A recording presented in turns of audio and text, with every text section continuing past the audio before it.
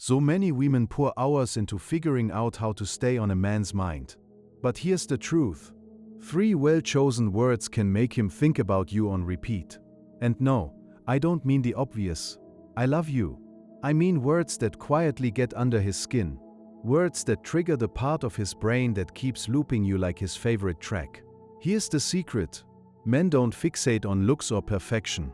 They fixate on how something makes them feel. If your words stir something in him that no one else's do, you become impossible to forget. That's exactly why these 3 specific words matter so much. I'll get to them shortly. But first, let's talk about where most women go wrong. They lean on constant texting, over-explaining, or trying too hard to impress. But obsession was never built through effort. It's built through impact. The right words don't just land in his ears. They linger in his mind long after the conversation has ended. Before I give you these 3 words, stick with me until the end. Because I'll also show you how to weave them in naturally so he never sees it coming, yet never forgets it either. Picture this. Making a man think about you constantly without sending endless texts, without chasing him, without contorting yourself into some unattainable version of perfect. Just 3 simple words. That's really all it takes. 3 words that, used the right way, can be the difference between blending into the crowd of faces he barely registers and becoming the woman who lingers in his thoughts long after you've gone. And let's be clear about something. This isn't a cheap trick. It's not a recycled movie line, and it's certainly not some gimmick designed to manipulate him. This is grounded in real psychology, in how attraction genuinely operates beneath the surface. I'm talking about the territory Carl Jung dedicated his career to studying, the unconscious mind. That hidden layer where our real desires actually reside. Most people assume attraction runs on logic, a mental checklist. She's attractive, she's intelligent, she's kind. Okay, I'm interested. But that's simply not how it works in practice. If it were that straightforward, dating apps would have cracked the code on love a long time ago. The reality is that the connections that affect us most deeply aren't logical at all. They're emotional and symbolic. They exist in a part of the mind you can't consciously see, only feel. Jung put it best: until the unconscious becomes conscious, it will direct your life, and you'll mistake it for fate. Sit with that for a second. Think about the memories that stay with you. When someone's smile hits differently, when an offhand comment lands somewhere deep, when a single glance carries the weight of an entire conversation. None of that is planned. Those are emotional triggers that bypass logic entirely and strike something at your core, waking up feelings you didn't even know were dormant. And this is exactly where so many women miss the mark. They try to manufacture that feeling through sheer volume. More texts, more check-ins, more effort just to stay visible. But the harder you push, the less magnetic you actually become. Because genuine attraction was never about effort. It's about resonance, that quiet, lasting impression you leave when your words and energy slip past his conscious filters and speak directly to his unconscious mind. This is where those 3 words come in. They matter because they're not just words. They function as a symbol. They plant a picture in his mind. They pull him into a story he can't help but see himself inside of. And once that image takes root in the part of his brain responsible for meaning and emotion, you stop competing for his attention like everyone else. You step into an entirely different category. You become the woman he can't stop thinking about, even if he couldn't tell you exactly why. So here's my promise. By the time we're done, you won't just know what to say. You'll understand why it works on a level that has nothing to do with manipulation and everything to do with psychology. This isn't about a week of obsession followed by fading out. It's about forging a connection that pulls him in emotionally and actually holds. Because it touches something symbolic within him. It's not magic. And it's not manipulation. It's simply how the human brain functions. Once you understand this, you'll realize you don't need to chase, you don't need to stress, and you certainly don't need to be flawless. You just need to know how to speak in a way his unconscious mind will never let go of. And that starts right now. Here's a truth most people never bring up. Attraction doesn't originate in the logical brain. It doesn't start with a checklist. It doesn't care about nice, kind, or good looking. Those aren't what makes someone unforgettable. The connections that truly stick with us, the ones that haunt us in the best possible way, are emotional first and logical only afterward. This is precisely what Carl Jung spent his career exploring. He demonstrated that the human mind is shaped as much, if not more, by symbols, patterns, and unconscious impulses as it is by reason.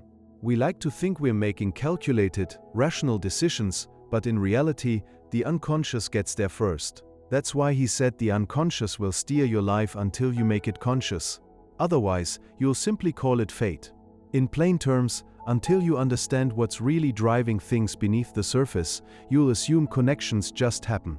You'll think you simply clicked with someone, when in truth, that click was never random, it was emotional and symbolic resonance. Something in their words, their movements, even their tone spoke directly to your unconscious, skipping right past logic.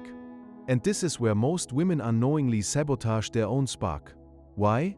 Because of how they typically open a conversation. With something flat, polite, and forgettable. Hey, how are you? How's your day going? Hope you're doing okay? None of that is bad, exactly. It's just invisible. Those phrases don't ignite anything. They don't create an image.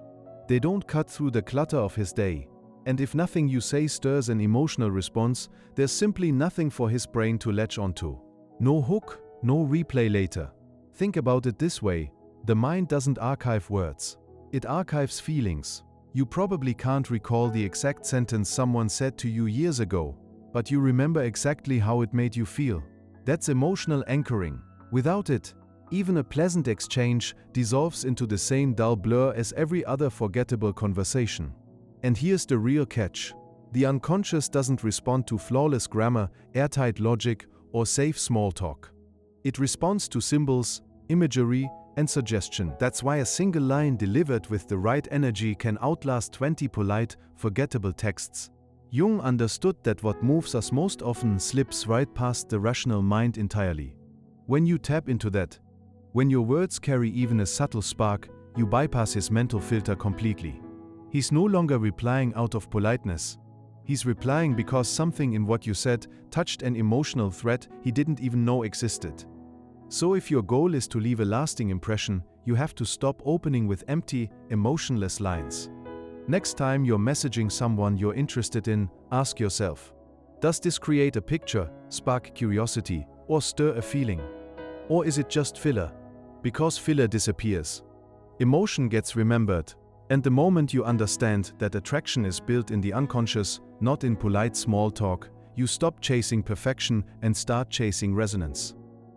That's the shift that turns you from just another conversation into the memory he can't shake. Let's be honest, most conversations start exactly the same way. Hey, how are you? How's your day? Hope everything's good. It's nice. It's safe, and it's completely forgettable. I'm not saying kindness doesn't matter. It absolutely does. But when it comes to sparking real attraction, safe is the quickest route to invisibility. Because neutral, polite greetings don't activate anything in the emotional brain. They're placeholders. They don't build a picture, a spark, or a feeling, and without something emotional to hold onto, there's nothing for the memory to anchor to. Here's something most people overlook. The mind isn't a recorder capturing every word with perfect precision. It works more like a painter, sketching in the moments that feel meaningful and letting the rest blur into the background. You may not remember someone's exact wording, but you remember the laugh it pulled out of you, the flutter it caused, the curiosity it sparked. That's emotional anchoring at work. When you open with, "Hey, how are you?" his brain simplifies it alongside the hundreds of identical greetings he's already received that week. Nothing about it stands out. So nothing about it gets replayed later. And if you're not making an impression in those first few moments, you're already starting from behind. Think of it like scent. Have you ever caught a whiff of a perfume or cologne and instantly been transported back to a memory of someone from years ago? That happens because scent is wired directly into memory and emotion. Words function the same way when they're carrying real emotional charge. They attach themselves to a feeling, and it's that feeling that actually gets stored. So the issue was never that you reached out. It's that the way you reached out didn't carry any real weight. It never lit up the emotional wiring that makes someone unforgettable. That message didn't leave an image in his head.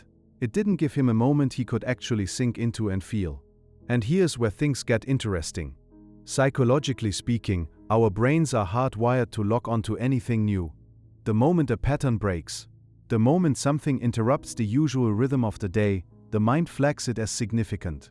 This isn't a modern quirk, it's ancient wiring. Back when survival depended on spotting what was different in your environment, that instinct was the line between eating and being eaten. Fast forward to today, and that same instinct fires when someone encounters a person who simply doesn't blend in with everyone else. So when your opening message makes him stop scrolling, even for a second, when it breaks the pattern of his day, you flip that ancient novelty switch inside him.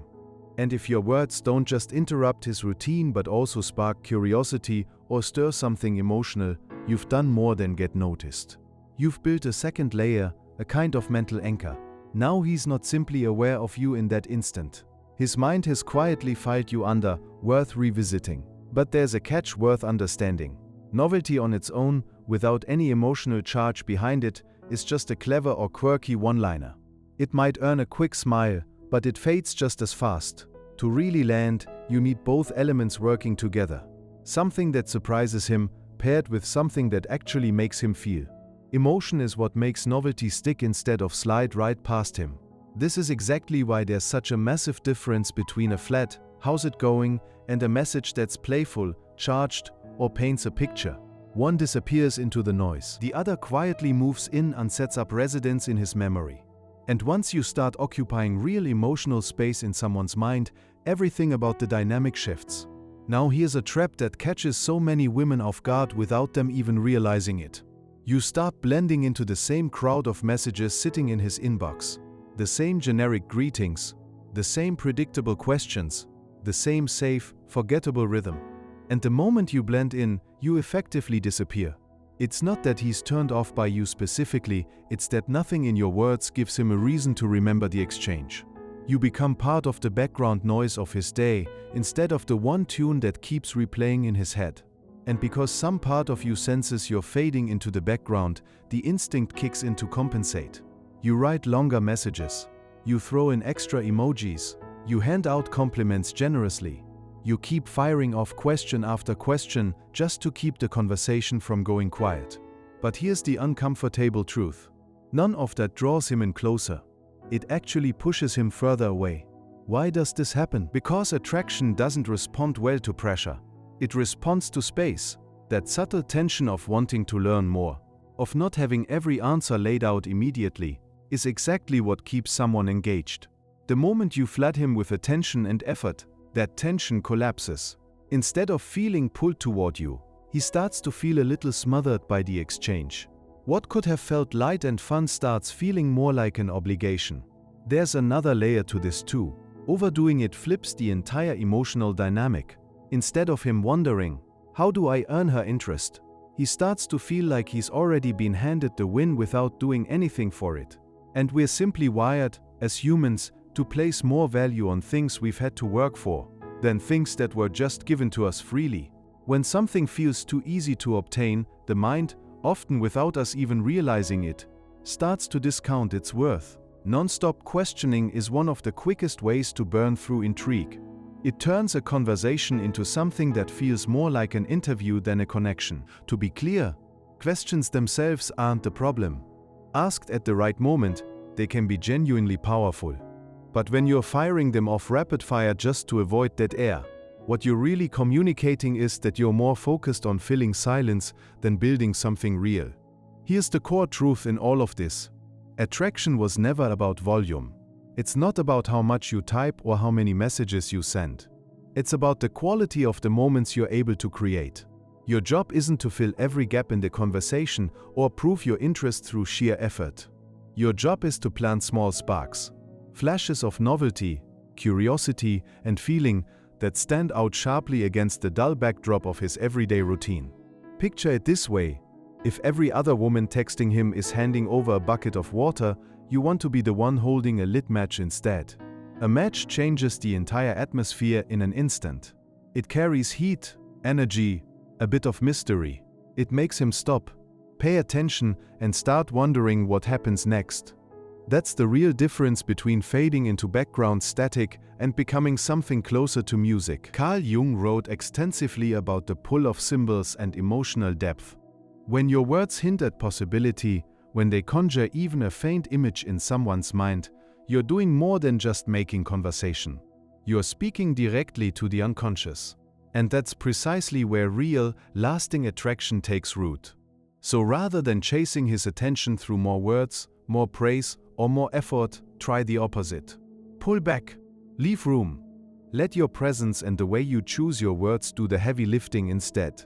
Give him space to actually feel your energy, not just skim your texts, because the moment you stop competing with every other message in his inbox and start focusing on genuine impact, you shift from being forgettable background noise to becoming the one signal he finds himself tuning into, even if he can't quite explain why. And that's exactly where everything starts to click into place. There's a phrase so small you'd almost dismiss it. 3 words that, said with the right timing and energy, can quietly rewrite how a man sees you. You and me.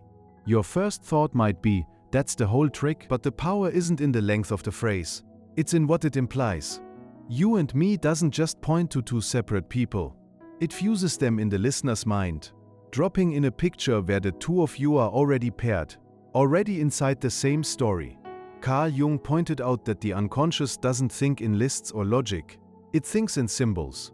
You and me is a symbol. It slips past rational analysis and lands in the symbolic layer of the mind, where feeling and meaning blend. You're no longer simply speaking to him. You're speaking with him, in a way that makes connection feel already underway. Here's why that matters. Most women, wanting to suggest spending time with a man, phrase it as a request. Do you want to hang out sometime? A question hands him all the power. You are left waiting on approval, and whether you mean to or not, that reshapes the dynamic. You become the applicant, not the co-creator. Say instead, you and me should grab dinner, and you've stopped asking. You've declared a shared possibility, framed as something already halfway real. It isn't a request, it's an invitation preloaded with confidence. Picture the unconscious as a projector. Normally, when you talk to someone, you're just delivering information they take in and maybe forget. But say, you and me, and you've handed them a tiny scene to play out in their head.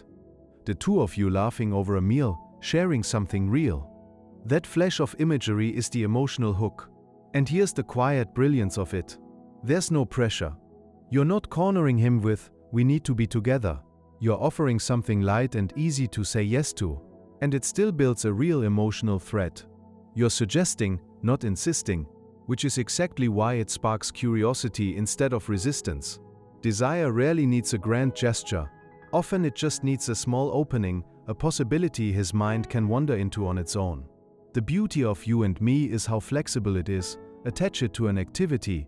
You and me should catch that show. A feeling, you and me would be unstoppable together, or something playful. You and me would survive a zombie apocalypse, easy. Every version reinforces the same image of togetherness, without you ever having to beg for it. These 3 words become a frame, shifting things from small talk to a quietly shared possibility. Once that idea lodges in his unconscious, you stop being background noise. You become the scene his mind keeps circling back to. So why does it land so hard? Underneath it, you and me, signals 3 traits men find genuinely magnetic, even if they couldn't name why. And you're demonstrating them, never announcing them. Confidence, saying you and me isn't asking for permission, it's a statement, treating togetherness as natural, almost inevitable. Confidence reads as attractive because it signals independence. It tells his brain you're not chasing his approval, which, ironically, makes him more inclined to give it. Clarity. This phrase doesn't hedge. It's not, maybe we could hang out if you're free. It's direct. In a world full of vague, non-committal messages, that stands out and tells him he's dealing with someone decisive. Initiative. Maybe the most important shift of all. Most people wait for the other person to make the first move. Using you and me at the right moment means you're steering. And that doesn't make you seem pushy, it makes you seem present. You're not just letting things happen to you. You're shaping them. Of course, timing and delivery decide whether it feels magnetic or misplaced. Say you're both joking about how competitive you get during game night. You laugh and toss out, "You and me would be a terrifying team. Light, playful, no pressure." Compare that to meeting someone 5 minutes ago and saying, "Dead serious, you and me should be together." That's skipping to the end of the book. Instead of curiosity, you get discomfort. Or picture discovering you both love the same band and grinning, "You and me need to catch them live sometime." Casual, easy, a picture he can instantly imagine. Compare that to barely knowing someone's last name and leaning in with, "You and me should take a weekend trip together." That's not connection, that's an alarm bell. The difference is subtle but massive.